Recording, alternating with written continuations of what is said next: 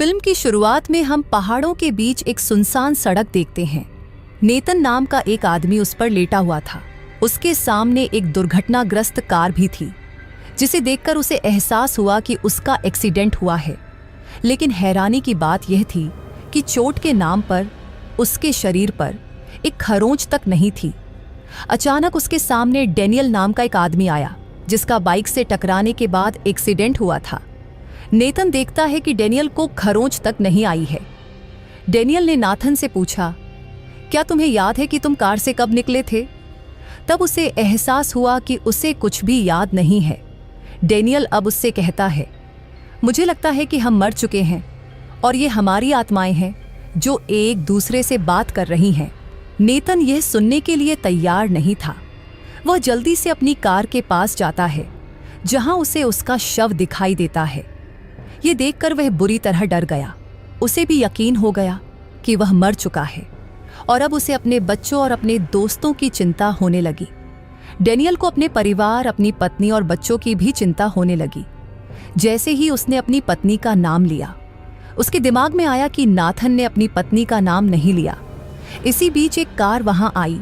Nathan ने car के driver को रोका और उससे बात करने की कोशिश की, लेकिन कार का ड्राइवर उसकी बात नहीं सुन पाया, क्योंकि वह एक आत्मा थी।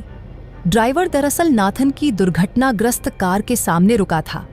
अब वह नाथन की जांच करता है, जो मर चुका था। इसलिए वह नाथन का बटुआ लेता है और वहां से चला जाता है।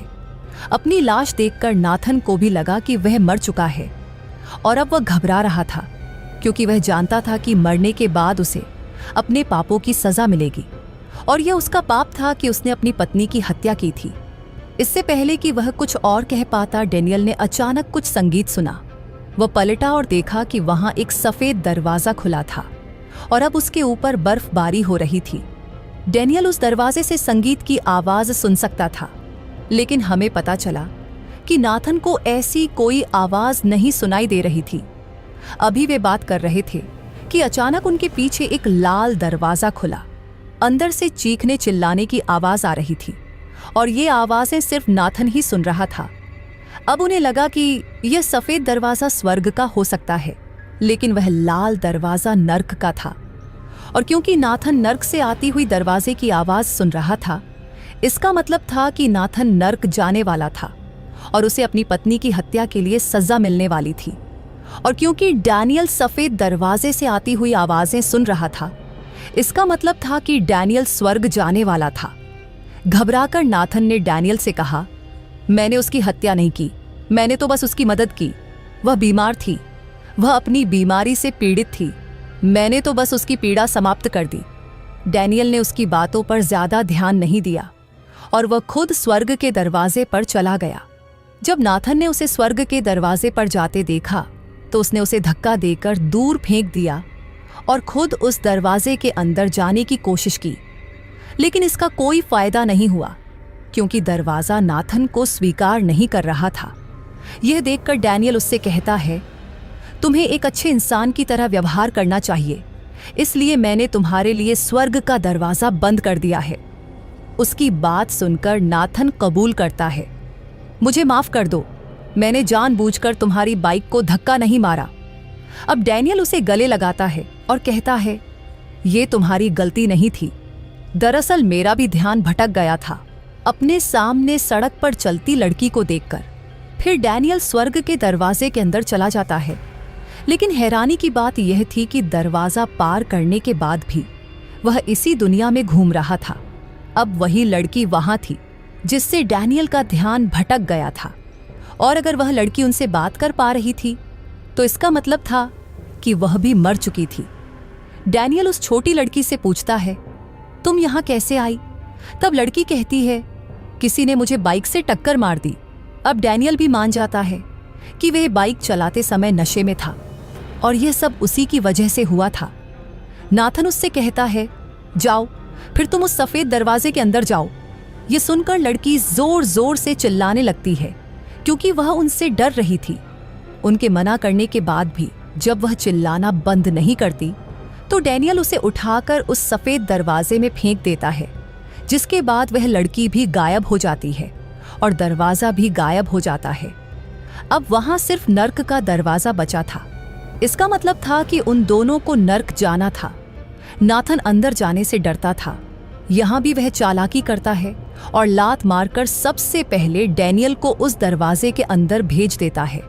फिर वह भगवान से कहता है, मैंने कुछ गलत नहीं किया, मैंने अपनी पत्नी की हत्या नहीं की, मैंने तो बस उसे हमेशा के लिए मार दिया। उसे ऐसी बातें कहते देख अचानक वहां एक बहुत बड़ा राक्षस नजर आता है। ये धुएं से बना राक्षस था। वह कहता है, हमें तो बस नाथन को मारना था। लेकिन नाथन डर के मारे नर्क के दरवाजे के अंदर चला जाता है। नर्क में बहुत सी आत्माएं इसी तरह जमीन पर भटक रही थीं। उन आत्माओं में नाथन को एक लड़की की आत्मा दिखी। ये देखकर वह हैरान रह गया। उसने उस लड़की की आत्मा को छुआ तो उसे उस लड़की की जिंदगी दिखने लगी। उस लड़की ने वास्तव में दुनिया में कुछ डरावनी चीजें देखी थी। वह हमेशा उनसे डरती थी। उसकी माँ को लगता था कि लड़की बीमार है और वह उसका इलाज करवाना चाहती थी, जबकि उसके पिता को लगता था कि लड़की उनके लिए खतरा है, इसलिए वे हर समय लड़ते रहते थे। फिर भी उसकी माँ और पिता बहस कर रहे थे।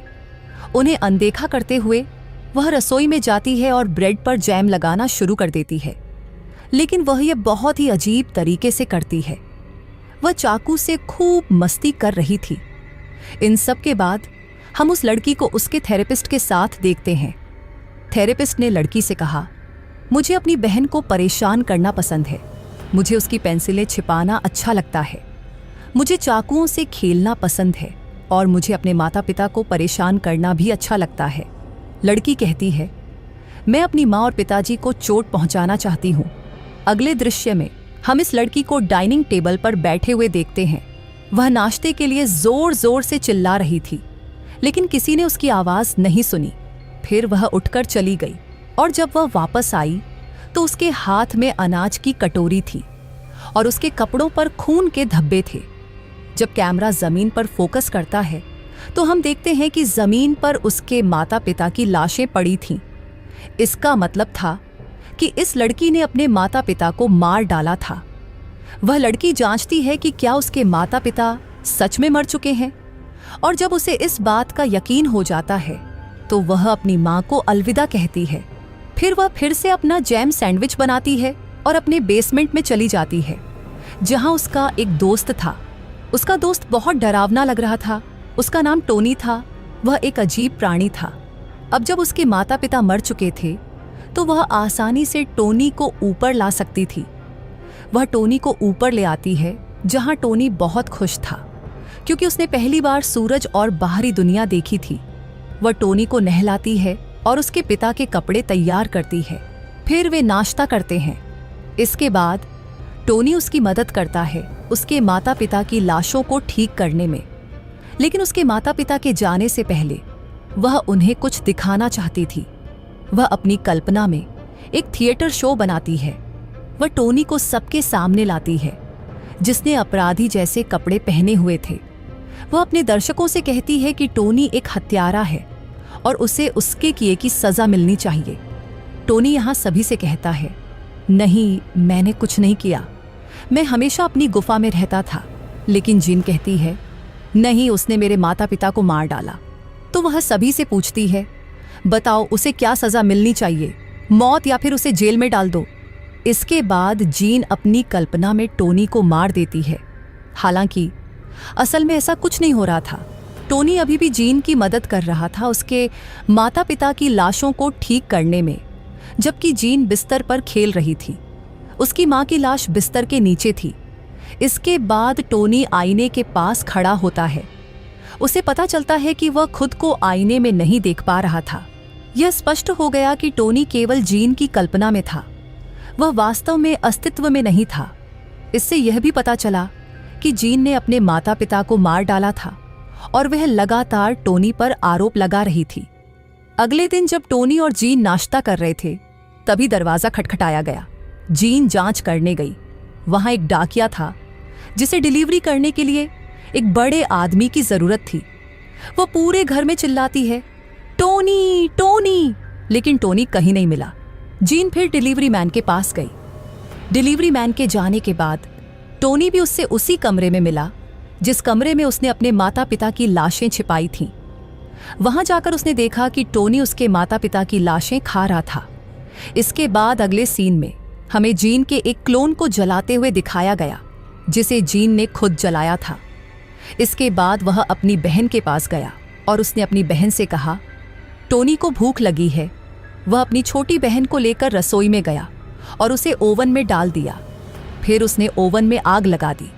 इसके बाद वह पूरे घर में खुशी से नाचने लगी, जबकि पीछे से उसकी बहन मर गई। सीन यहीं खत्म होता है और फिर हम वापस नर्क में आ जाते हैं, जहां नाथन यह सब देखने के बाद बहुत दुखी था। उसे बुरा लग रहा था। फिर वह अपने पीछे पड़ी 2 लाशों से कपड़े उठाता है।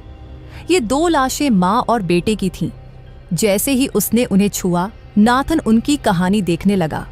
हमें उसकी माँ दिखाई देती है, जो चाय बनाते बनाते रोने लगती है। फिर वह चाय लेकर अपनी टेबल पर आती है और जोर से अपनी बेटी को बुलाती है।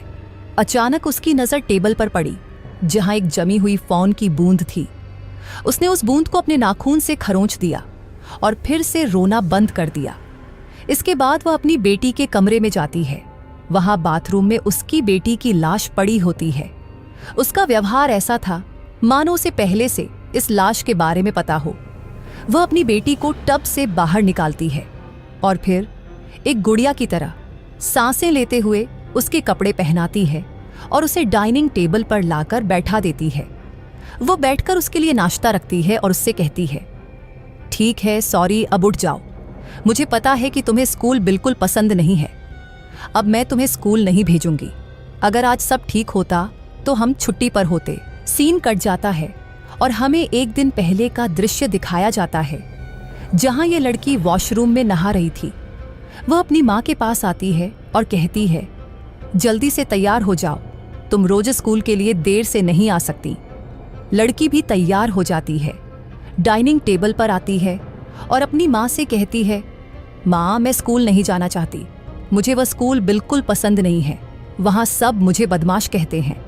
टेबल पर बैठी हुई उसके हाथ में चाकू था। वह गलती से उसकी उंगली को छू गया और खून टेबल पर गिर गया। यह वही जमा हुआ खून था जिसे आखिरी सीन में उसकी माँ ने टेबल से हटाया था। फिर भी यहाँ हमें यह दिखाया गया है कि वे फिर से बहस कर रहे हैं। उसकी बेटी स्कूल नहीं जाना चाहती, जब वह अपनी बेटी से कहती है, कुछ नहीं होता, ये नया स्कूल है, दोस्तों के पास आने में समय लगता है। लेकिन उसकी बेटी स्कूल छोड़ना चाहती थी। दृश्य वर्तमान में वापस आ गया, जहां उसकी माँ ने उसे व्हील चेयर पर बैठाया और उससे कहा, चलो आज हम छुट्टी पर जा रहे हैं। वह उसके साथ बाहर जाने वाली थी। अचानक उसका मोबाइल बजने लगा और फिर दरवाजे पर भी दस्तक हुई। उसने दरवाजा खोला तो आश्चर्य की बात यह थी, दरवाजे के सामने एक दीवार थी। थोड़ी देर में उसे होश आया और उसने पाया यह दीवार नहीं है कि उसका पड़ोसी उसके सामने खड़ा है, जो उसे होश में लाने की कोशिश कर रहा था। वह डरकर अपने पड़ोसी को जवाब देती है, दरअसल हम छुट्टी पर जा रहे हैं। यह पड़ोसी, उसका व्यवहार बहुत अजीब लग रहा था, इसलिए पड़ोसी उसे जबरदस्ती खिसकने के लिए मजबूर करता है। घर के अंदर आता है, जहां उसने अपनी बेटी की लाश देखी।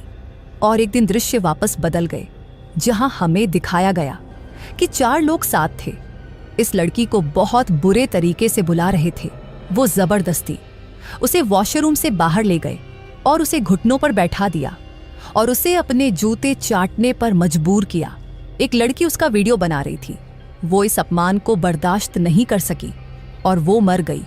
वर्तमान में उसकी माँ उसे कार में ले जा रही थी। वो गुस्से में थी और उससे कहा, कुछ बोलो, मुझसे बात करो। लेकिन जब उसकी बेटी ने उसे जवाब नहीं दिया तो वो समझ गई कि उसकी बेटी मर चुकी है। वो सच्चाई को स्वीकार करती है और वो अपनी आंखें बंद कर लेती है।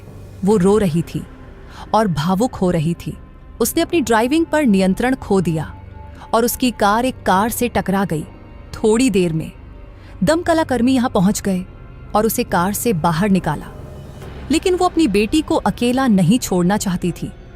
लेकिन दमकल कर्मियों ने उसे जबरदस्ती बाहर निकाला और उसकी बेटी की लाश भी, जिसके बारे में उन्होंने सोचा कि शायद इस दुर्घटना में लड़की की मौत हो गई। उन्हें उसकी मौत के बारे में पता नहीं था यह सब देखने के बाद नाथन अब पूरी तरह से डर गया था। वह किसी और लाश को छूना नहीं चाहता था, इसलिए वह पीछे हट गया। और फिर एक स्वास्थ्य रक्षक यहाँ आया, जिसने उसे बताया कि तुम अपने बुरे कर्मों के कारण यहाँ हो और अब मैं तुम्हें तुम्हारे बुरे कर्मों की सजा दूंगा। नाथन उसे समझाने की कोशिश करता है, मैंने कुछ भी बुरा नहीं किया, मैंने एक अच्छा काम किया, मैंने उसे उसके दर्द से मुक्ति दिलाई। तब रक्षक उसे जवाब देता है, नहीं, जो भी था, तुम्हें उसे मारने का अधिकार नहीं था और अब तुम्हें इसकी सजा मिलेगी। वह उसे एक अंधेरे कमरे में ले जाता है जहां कई और आत्माएं थीं। वह कहता है, अब तुम्हें यहाँ 4000 साल तक रहना होगा। यह कहकर वह यहाँ से चला गया और नाथन चिंतित रह गया। उसे समझ में नहीं आया कि क्या करे। तभी उसके सामने एक बहुत बड़ी आत्मा आ जाती है जो उसे परेशान करने लगती है। नाथन उससे कुछ नहीं कह पाता। वो बहुत बड़ी थी, वो नाथन को मारने लगती है।